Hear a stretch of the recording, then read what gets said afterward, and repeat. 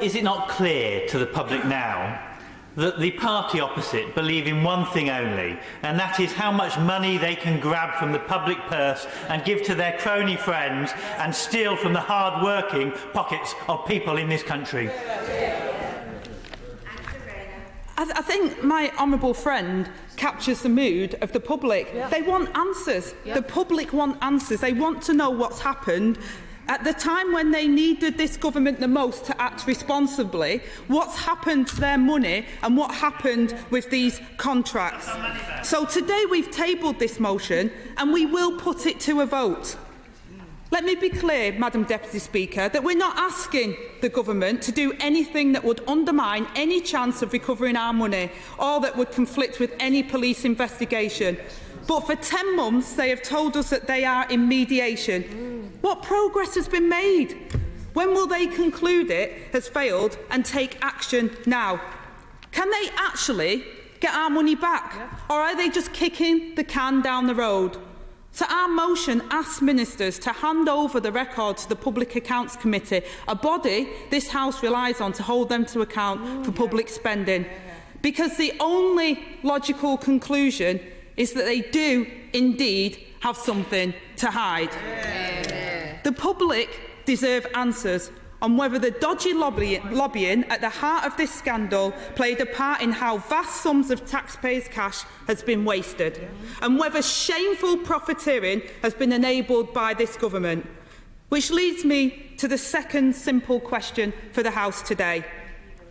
Will members opposite, well, the few that are in, will members opposite now vote for a clean-up or yet another cover-up? Yeah.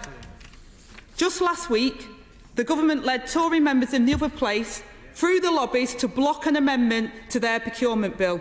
It would have banned VIP lanes in future procurement decisions. But they voted it down. They voted to protect unlawful VIP access instead of protecting taxpayers' money. The Prime Minister is peddling legislation full of loopholes that would give Tory ministers free rein to do it all over again. Fresh from writing off billions he carelessly cost to COVID fraud, the question for the House is whether to act to prevent a repeat. So today, I say to honourable and right honourable members opposite, learn your lesson.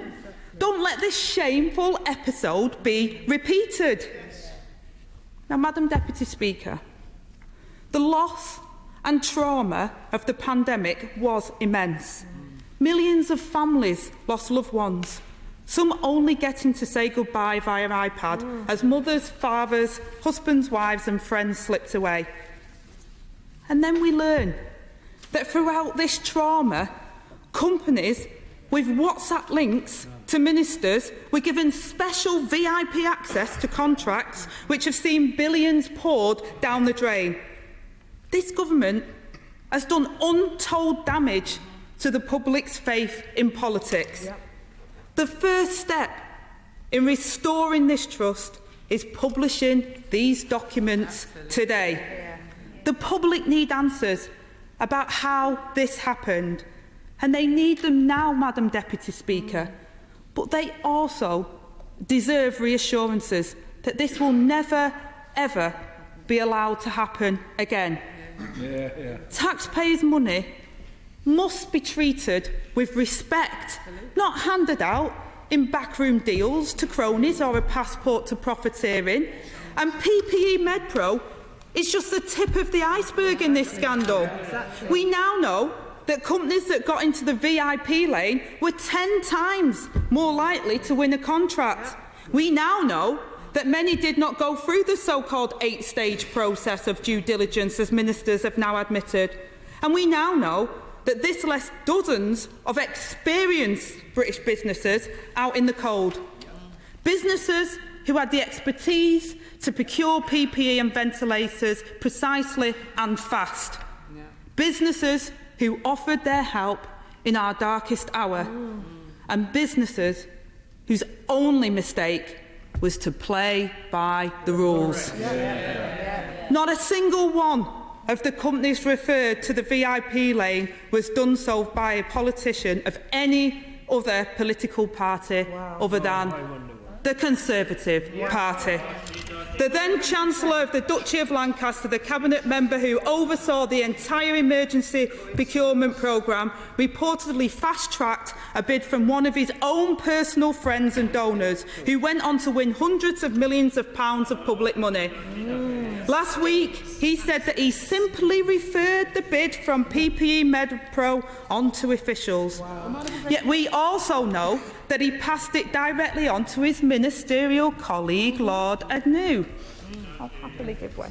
I thank my honourable friend for giving way, and she's given a very thoughtful speech that should put everybody on the opposite benches to shame. Exactly. Was my honourable friend as shocked as I was to find out that there was a company that was put on the VIP lane by mistake, and they still got £1 million contracts? Oh, gosh. Wow.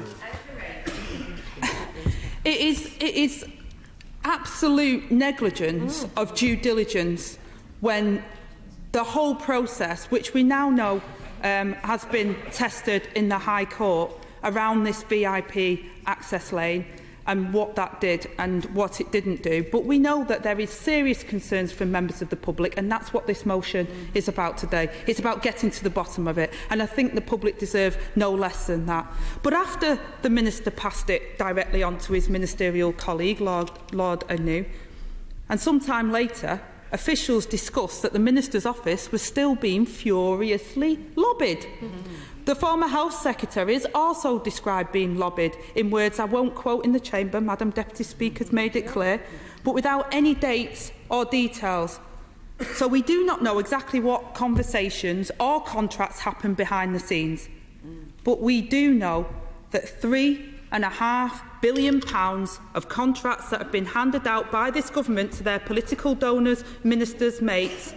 And so, yes, we do need an investigation into that too.